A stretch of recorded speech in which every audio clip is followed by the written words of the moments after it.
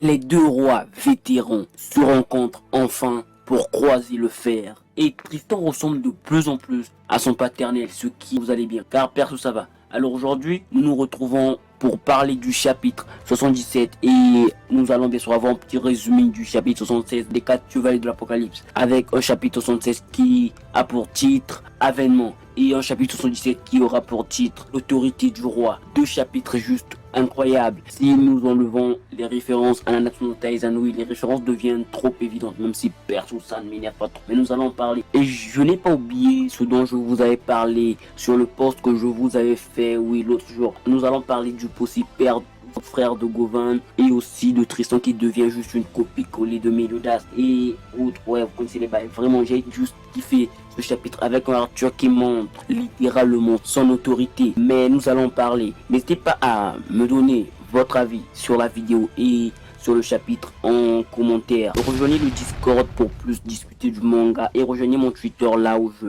fais pas mal de choses. Donc, le chapitre 117 commence avec un Tristan face à Mélagalande, avec un Tristan qui nous montre sa puissance démentielle avec son pouvoir démoniaque. Il a juste été masterclass, alors, il va littéralement humilier Mélagalande. Vraiment, il m'a fait pitié, ouais, et je parle de Mélagalande. Alors, il va d'abord retirer la tête de Mélascula, car il ne se contrôle pas sous cette forme. C'est ce que Mélascula va comprendre. Alors, nous avons un Tristan qui terminera le combat avec un coup de dingue avec ses deux épées, putain. Et nous sommes ramenés vers Meliodas, Elisabeth et Bartra avec un Meliodas qui va comprendre pourquoi Tristan ne voulait pas utiliser ce pouvoir, même s'ils ne sont fait pas trop, car ce dernier avait trouvé un ami sur quiconque en cas de pain. Et il va se préparer à aller au combat pour épauler les chevaliers prophétiques et les chevaliers sacrés, putain.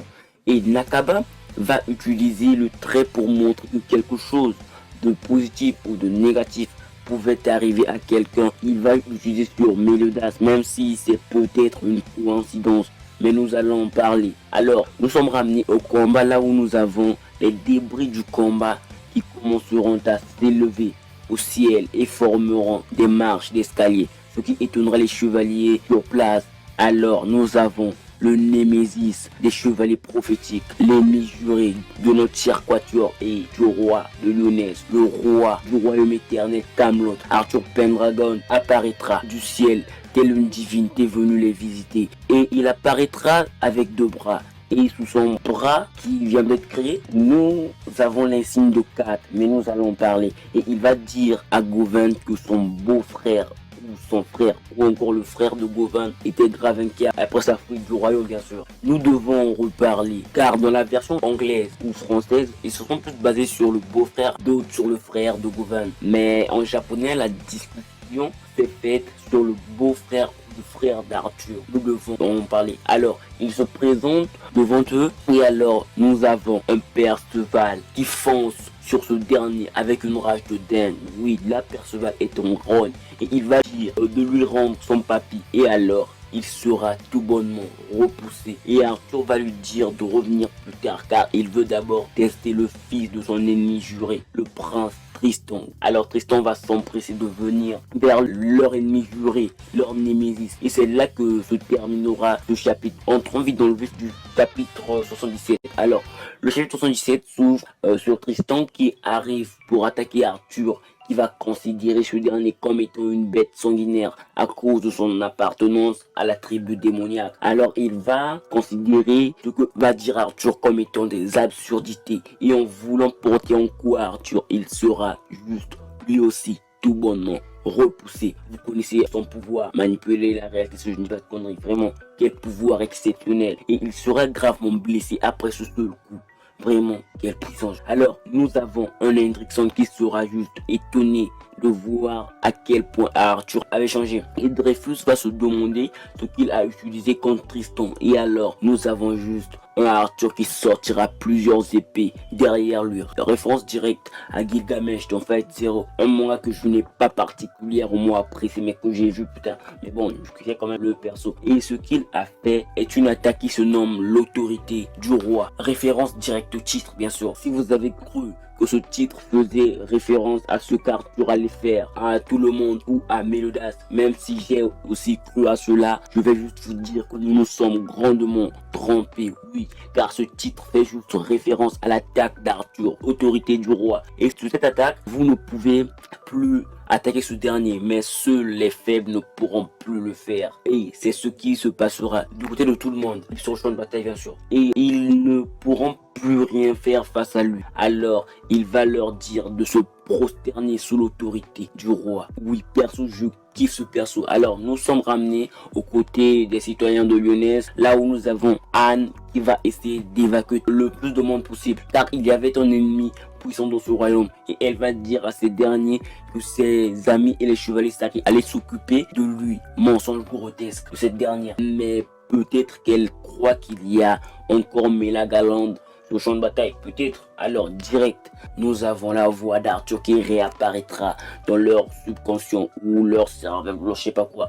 Perso, je m'en fous. Il va se présenter et va leur parler de son royaume détruit au cours de la guerre sainte entre le roi des démons et la divinité suprême. Excusez-moi. Et les 7 péchés capitaux. Et il va ajouter que la même chose était sur le point de leur arriver. Et il va les expliquer que cette paix qu'ils ont maintenant n'est que trop pesante. Oui, car après ces guerres incessantes, même s'ils sont bien là tout de suite, il y a quelques-uns qui ont perdu des êtres chers et ces blessures ne peuvent être fermées juste comme ça. Et nous avons les citoyens qui vont commencer à repenser aux êtres perdus après ces guerres. Et alors, Arthur va leur dire qu'ils pouvaient revoir leur famille, confesser leurs sentiments jamais confessés, etc.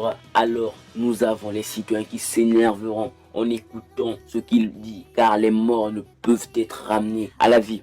Alors Arthur va juste les dire qu'ils existaient, car dans son royaume éternel, ils peuvent retrouver les êtres perdus. Et nous voyons cela avec Perceval qui va voir son papy. Et sur ce que Arthur va nous montrer, nous pouvons voir plusieurs références à ses anciennes œuvres, putain. Et nous avons aussi un monstre peut-être que nous retrouverons derrière et prochainement, je sais pas, peut-être on peut nous façonner cette histoire d'amour entre monstre et derrière. Mais vraiment, le pouvoir d'Arthur est juste une dinguerie. Oui, le chaos, c'est une dinguerie. Reste à savoir s'il fait revivre ses persos ou s'il crée de nouveaux persos. Perso, je suis d'avis qu'il les crée ou qu'il ne les crée pas. Mais cherche un monde là où ils sont encore en vie et les ramène dans son royaume éternel. Dit comme ça a l'air compliqué. Et voilà pourquoi je pense qu'il les crée, car s'il les fait revivre, imaginez la dinguerie. Oui, il pourra faire revivre des persos surpuissants qui seront juste contre les 4 chevaliers de l'Apocalypse et les 7 Deadly Sins. Donc il crée de nouveaux personnages à l'image de ce que vous avez perdu, bien sûr, car c'est le salut de l'humanité qu'il recherche et c'est lui qui va le dire. Perso, c'est mon perso préféré. Ouais, je kiffe grave le perso. Et après son discours avec des preuves à l'appui, nous avons les habitants qui ont commencé à se dire que s'ils allaient à Camelot, ils allaient retrouver les siens. Et il y en a d'autres que ça tente. Non, dites-moi, s'il vous plaît, si vous avez perdu un être cher, ça ne vous tenterait pas de le revoir juste comme ça, comme si de rien n'était? Donnez-moi votre avis en commentaire, ça m'intéresse. Alors, nous continuons avec un Arthur qui va ajouter que les Steven Dedicine sont des héros qui sauvent le royaume. Mais à la fin, ils ne sont qu'un mélange de plusieurs autres races. Donc, il est clair que les humains seront trahis un de ces jours par eux, bien sûr. Et alors, Tristan se relèvera et attaquera Arthur avec ses ténèbres sous l'autorité du roi. Ce qui n'étonnera pas trop Arthur vu qu'il est l'un des 4 chevaliers de l'Apocalypse. Il va juste dire que ce discours donné par Arthur lui fait vomir. Vraiment, il n'a peur de rien. Et perso, je kiffe cela. Alors, Arthur lancera une attaque dévastatrice sur lui, car il est encore jeune pour tenir ses propos. Et alors, cette attaque sera prononcée, oui, full counter ou encore contre total. Et l'attaque d'Arthur sera transférée vers lui, mais il l'arrêtera facilement. Et alors, nous avons juste une épée Lost Vein avec son porteur qui dira qu'il n'aurait jamais pensé croiser le fer contre Arthur. Oui, tous seront étonnés de lui voir apparaître. Et Arthur lui saluera en disant qu'il n'y avait pas d'autre conclusion que celle-là. Oui, il va clairement dire que son but est d'éradiquer toutes les autres races. Là, c'est dit, il ne souhaite pas la séparation, mais bel et bien l'éradication de toutes les autres races. Oui, donc le but d'Arthur n'est pas de laisser les autres races en paix, mais bel et bien de tous les éradiquer, de tous les pulvériser. Et il va repensez à ce que Mélodas l'avait dit lorsqu'il l'avait rencontré, si je ne dis pas de conneries. Il avait dit que lorsqu'un homme a un vœu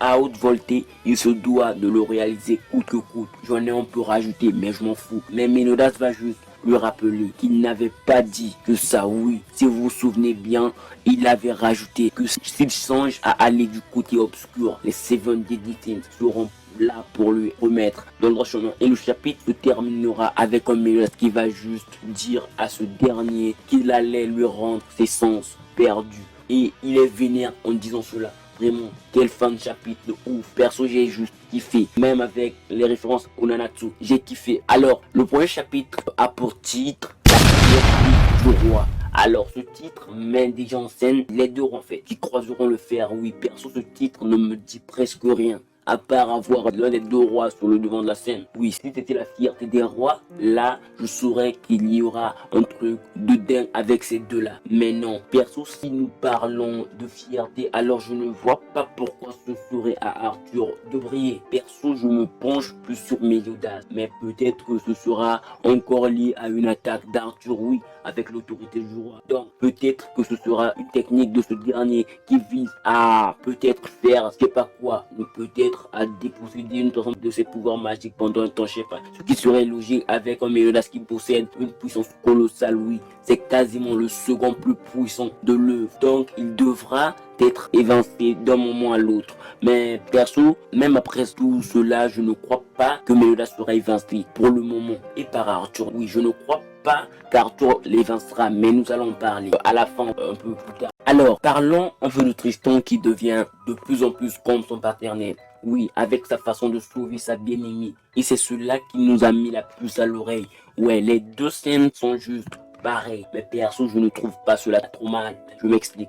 Alors, déjà, vous qui avez une dent contre cette scène, donnez-moi juste un autre moyen de sauver cette dernière de Mélagalande, oui, car avec son mode normal, il ne pouvait rien faire. Avec son pouvoir angélique, il ne pouvait pas non plus sauver cette dernière, oui. Et le pouvoir adéquat était le pouvoir démoniaque. Et l'auteur a mis Tristan en avant juste pour ne pas refiler ce boulot facile à Lancelot ou à Mélodas ou encore à Arthur. Et si Perceval l'avait vaincu perso, j'allais être déçu. Donc Tristan en mode ange n'a pas pu lui battre. Gauvin se donnant à fond l'a juste blessé. Alors nous montrer Perceval blessant Mélagalande sans pour autant avoir la puissance d'en venir à bout m'a semblé normal. Ouais, j'ai kiffé. Et Tristan qui ne se contrôle pas, vous qui parlez de référence à son père, perso je le vois juste comme une vérité propre à ce pouvoir, car le pouvoir démoniaque reste de nature obscure. Donc perso, je n'allais pas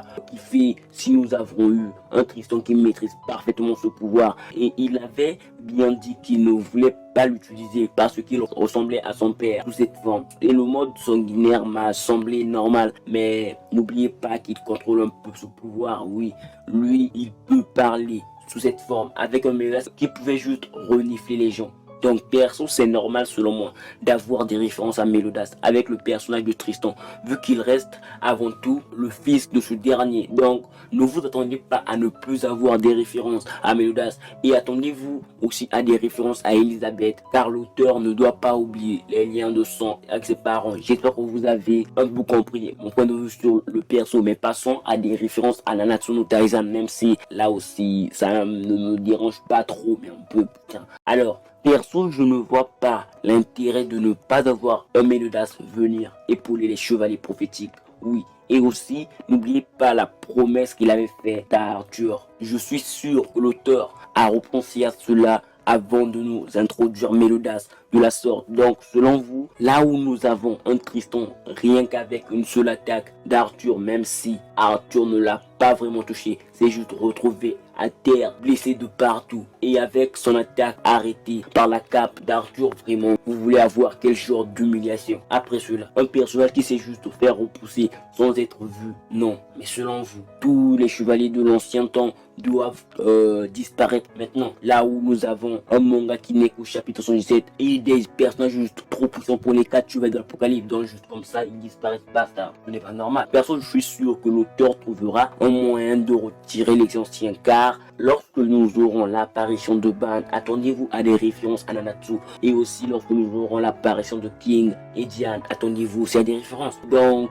perso, selon moi, c'est un peu normal d'avoir des références à Nanatsu no Taizan, car nous n'avons pas des héros puissants avec les 4 chevaliers de l'Apocalypse, mais bel et bien des gosses qui devront créer dans le futur un avenir peut-être désastreux ou juste hyper sympa à tout le monde. Avec la chute du roi de Camelot, Arthur Pendragon, qui n'est pas du tout pour maintenant, et qui ne nous dit pas qu'il y aura d'autres ennemis encore plus puissants qu'Arthur, même si avec son niveau je ne vois personne d'autre, mais l'avenir nous le dira. Alors passons à la prophétie de Bartra. Alors dans la prophétie de Bartra, nous avons les agissements d'un assassin du chaos, peut-être Mila Galant, je sais pas quoi, l'épée d'un traître, peut-être l'épée de Jéricho. Non, c'est l'épée de Jéricho. L'espoir sera brisé. Et si l'espoir était brisé, non par la mort, je sais pas quoi, d'un chevalier prophétique, mais par la séparation de l'un des 4 chevaliers de la prophétie du groupe, oui, perso, je crois fortement qu'un personnage quittera le groupe temporairement. Et qui de mieux que Govan, car Arthur dit bien que son frère ou son beau-frère ou encore le frère de Govan était inquiet après sa disparition. Donc ce serait normal d'enlever l'inquiétude du père de Govan en ramenant cette dernière à Camelot, où l'espoir sera peut-être brisé par Lancelot qui quitte temporairement le groupe pour sa quête personnelle avec sa recherche de Dubs, vous connaissez. Donc peut-être que ce sera lui, mais perso je me penche plus sur une éventuelle séparation de Govan du groupe, mais l'avenir nous le dira avec quelques chapitres en plus. Donc nous allons peut-être avoir Govan séparé du groupe ou Lancelot avec sa quête personnelle. Alors parlons du potentiel père ou frère de Govan. Théorisons déjà sur un lien avec Kay, qui est le demi-frère, non, le frère adoptif d'Arthur selon les légendes. C'est du pareil au même pour ce dernier. Même si dans la légende, le père de Govan n'est pas Kay, alors si Arthur faisait allusion à Kay, s'il parlait de son propre frère, alors ça changerait des légendes, vu que dans les légendes, c'est le roi Lot, le père de cette dernière. Je ne dis pas de conneries. Mais passons à la seconde idée, il me semble plus juste avec cette dernière. Alors, s'il parle d'un beau-frère, alors ça pourrait bien être, comme je vous l'ai dit, le roi Lot. Oui, petite hypothèse, le roi Lot s'est marié à la sœur d'Arthur, il en a une dans ce manga. Et ils sont devenus frères par alliance. Et alors le roi Lot et la sœur d'Arthur ont conçu Govan. Vraiment, je suis un peu perdu. Alors, si Morgane est sa mère, ça voudrait dire qu'elle a eu un gosse avec un autre, puis Govan avec un autre, avec le roi Lot peut-être. Vraiment c'est compliqué. Nakaba peut quasi nous mettre que non, c'est la fille de Kay, mariée à Morgane ou Morgause. Mais n'oubliez pas que Tristan peut se tromper, car il n'est pas omniscient. Oui, je vous le dis. Et Nakaba, je vous le répète, peut nous surprendre avec cela. Si vous avez des objections, regardez juste Perceval, qui est censé être le fils de Pellinor dans les légendes. Mais là, il est le fils d'Ironside. Donc, il ne faut pas trop se fier aux légendes. Tristan peut se tromper peut-être qu'elle est la fille de Kay, ce qui introduirait un lien familial. Peut-être qu'elle est la fille du roi Lot, mariée à la sœur d'Arthur, ce qui introduirait le lien de sang. Ou peut-être que Nakaba va juste nous ressortir que dans ce manga, Kay est le demi-frère d'Arthur et non son frère adoptif, ce qui introduirait le lien de sang et nous fera savoir qu'Arthur parle de son frère et non de son beau-frère. Mais après, si Nakaba le veut, nous aurons quelques réponses dans cet arc. Peut-être qu'il nous gardera le fin mot de l'histoire pour un prochain arc, c'est lui qui décide. Mais il doit au moins y avoir un lien de sang entre Arthur et Govan. Donc c'est ça que nous aurons des réponses. Le frère de Govan, perso, je ne crois pas trop. Même si beaucoup de gens le pensent avec la traduction anglaise du mot. Dans la traduction anglaise, on parle du frère de Govan, mais peut-être qu'ils se sont juste trompés. Vu que si nous recherchons un peu plus en japonais, nous pouvons dire que le débat se passe plus sur le frère ou le beau-frère d'Arthur. Donc selon moi, là, il ne parle pas a priori du frère de Govan, mais de son père, qui est peut-être son frère ou son beau-frère. Qui sait? L'avenir nous le dira. Alors là, nous allons parler d'Arthur Pendragon, mon personnage préféré dans l'œuvre. Excusez-moi, vu qu'il est l'antagoniste, ce n'est pas bien, mais je m'en fous. Et en seconde position, Dans mes persos préférés, nous avons Meliodas, ouais, quasiment des ennemis jurés. Mais je m'en fous. Parlons de lui. Alors, sur son gantelet, nous avons l'image de Kat. Pourquoi je n'en ai aucune idée. Peut-être que c'est juste une simple référence, ou bien plus. Qui sait? Pas moi. Mais si vous avez la réponse, partagez-la moi en commentaire, s'il vous plaît. Et en plus, c'est très curieux de lui voir apparaître avec deux bras devant les chevaliers prophétiques. Devant ces sujets, il n'a aucune gêne à se montrer sans. Mais peut-être que c'est juste parce qu'il veut juste donner une évaluation complète aux calamités. Vu qu'ils sont censés vaincre ce dernier dans le futur. Ou peut-être qu'il a juste fait cela parce qu'il veut vraiment se présenter comme étant une divinité intouchable, invincible, avec la manière dont Perceval a été repoussé, ou encore Tristan. Et avec un bras en moins, cette image de divinité invincible sera à l'encontre de cette idée. Oui, car il ne sait pas amputer le bras juste comme ça. Donc, il veut peut-être paraître invincible devant d'autres personnes. Et à Camelot, il est probablement perçu comme étant un roi sympathique et puissant. Et il montre bien sûr sa potentielle faiblesse pour un peu montrer sa confiance envers tous ces sujets.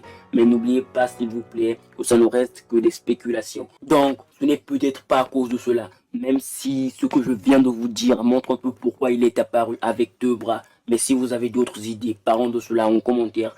Alors, parlons un peu de Meliodas et de sa chute, oui, car il doit au moins être nerfé, il doit être tué.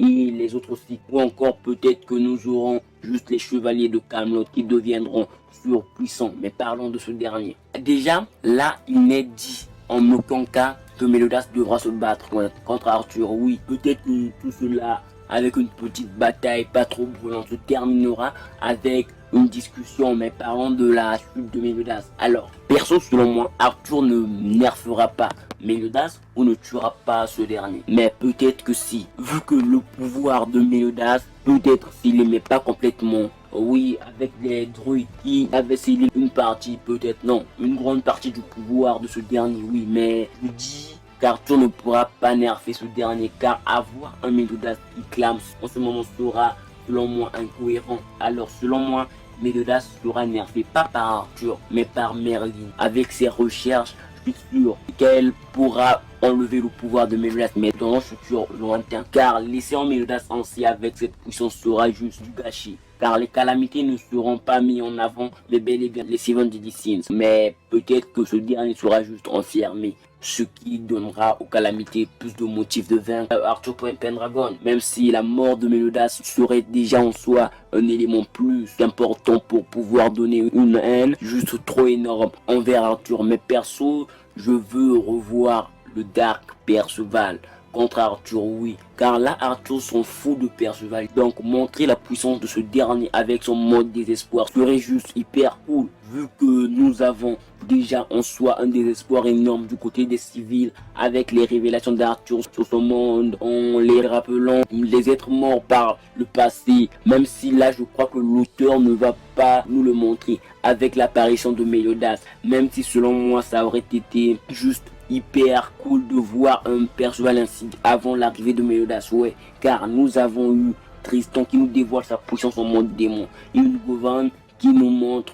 aussi sa puissance, mais pour Perceval, avec l'arrivée de Melagalande, il n'a rien foutu, même s'il a évolué, je m'en fous. Et perso, je vais juste kiffer de voir son mode désespoir avec des mini Perceval noirs, mais je m'égare un peu, ouais, et je pourrais dire que ce que je trouve un peu naze, c'est de ne pas avoir un Perceval en mode désespoir. Mais nous ne sommes sûrs de rien. Peut-être que Nakaba nous montrera peut-être le pouvoir du désespoir au cours de cet arc pour bien sûr attiser l'envie d'Arthur sur les calamités. Mais j'ai aussi kiffé l'arrivée de Meliodas. Ouais, même si celle d'Arthur reste juste masterclass, je sais pas quoi, vraiment j'ai grave été étonné. Et nous aurons peut-être un Perceval d'arc pour montrer le potentiel de Perceval, mais je ne crois pas, vu que l'auteur reste cachotier avec les pouvoirs de nos chers calamités, avec le pouvoir de Govan qui ajoute plus de mystère au prévu, Perceval qui ne dévoile pas son autre pouvoir et un lance dont le pouvoir n'a pas encore été révélé. Mais imaginons juste un instant qu'Arthur donne une autre chance à Melagalande et que là ce soit à Lancelot de battre ce démon devenu incontrôlable et surpuissant, ce qui nous montrera la puissance de ce dernier qui ne fléchit devant personne, et c'est ce qui me fait dire qu'il n'apparaîtra pas dans ce champ de bataille. Car s'il apparaît, perso, je ne pense pas qu'il pourra même toucher Arthur. Mais avec Arthur, ce qu'il faut, c'est de lui attaquer avec de la magie à distance, vu qu'il va stopper le coup de Tristan avec sa cape, et Méliodas l'avait touché, sans pour autant lui infliger des dégâts trop importantes. Non, il n'a carrément rien eu, mais l'attaque a pu l'atteindre. Donc pour vaincre ce dernier, non, plutôt pour blesser ce dernier, ils doivent l'attaquer avec de la magie pure et dure, car les attaques physiques imprégnées de magie ne lui font rien, car il n'a même pas été touché par Tristan et Perceval, même si selon moi ça ne reste qu'un détail. Reste à savoir comment Méliodas fera pour s'en tirer, car voir Arthur dominer Méliodas serait incohérent. Selon moi, si c'est le cas, alors perso je ne vois pas l'intérêt de dire que Méliodas est son ennemi juré, vu qu'il balance ce qu'il veut. Perso, je pense juste qu'il l'a dit pour nous montrer que s'il y avait un combat entre lui et Méliodas, il serait aussi touché, car je ne considérerais jamais une personne quasiment plus faible que moi comme étant mon ennemi juré. Donc s'il y a un duel, ne vous attendez pas à ce qu'Arthur domine complètement Méliodas. Et le titre du prochain chapitre, vraiment, avec ce chapitre, me fait penser à une attaque magique d'Arthur, l'autorité du roi et la fierté du roi. Alors, j'espère que vous avez apprécié cette vidéo, car ce fut un réel plaisir pour moi de vous la faire. Et les reviews seront faites chaque semaine, vu que j'ai pu arranger de petits problèmes que j'ai eu avec l'ordi. Alors, si vous avez apprécié cette vidéo, pour soutenir la chaîne, abonnez-vous, likez et laissez-moi en commentaire votre avis sur la vidéo et sur le chapitre. Ça m'intéresse. De rejoindre le Discord pour plus parler du chapitre et rejoignez aussi mon Twitter, là où je fais pas mal de trucs lorsque j'ai l'inspiration. Donc, si ça vous tente, rejoignez mon Twitter, tous les liens se trouvent en description. Alors, j'espère que vous vous porterez bien jusqu'à la prochaine vidéo. Mais surtout, bonne